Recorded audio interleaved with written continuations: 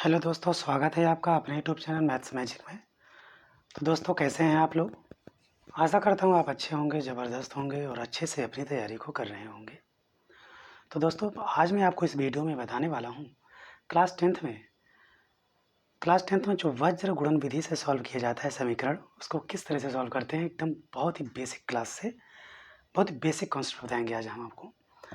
देखेंगे, ये प्रश्न है मेरे पास, 8x + 5y = 9, 3x + 2y = 4।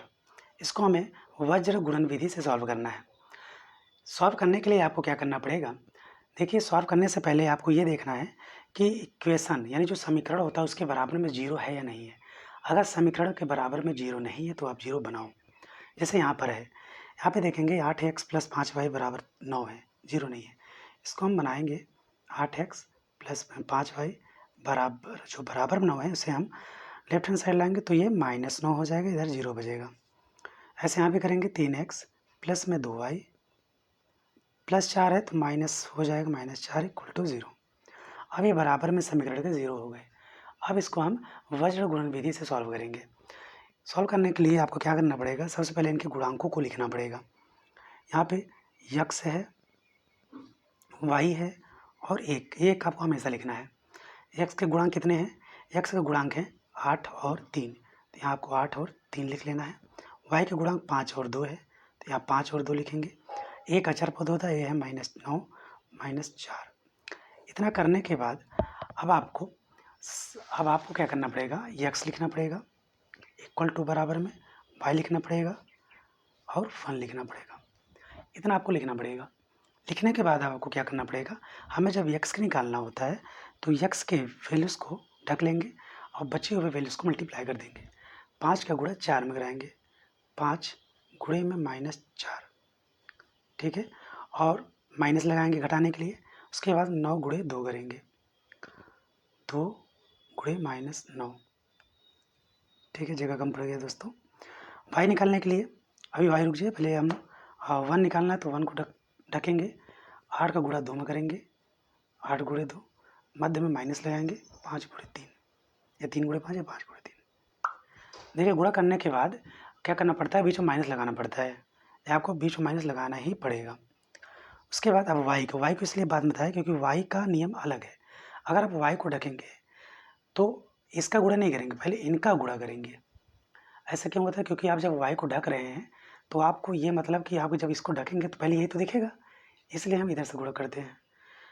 इसको y को बंद करेंगे, इसका गुणा -9 का गुणा 3 में कराएंगे, -9 गुणे 3, माइनस लगाएंगे। अब 8 गुणे 4 करेंगे, 8 गुणे में -4, ठीक। इसके बाद हो गया सवाल खत्म। बस थोड़ा सा रह गया है, आप बहुत आसानी समझ लेंगे।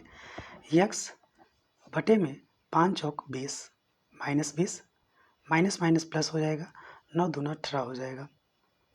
y बटे में 9 त्रिक 27, माइनस माइनस प्लस 8 चौक 32 हो जाएगा, बराबर 1, 8 दूना 16 -3 पछे 15।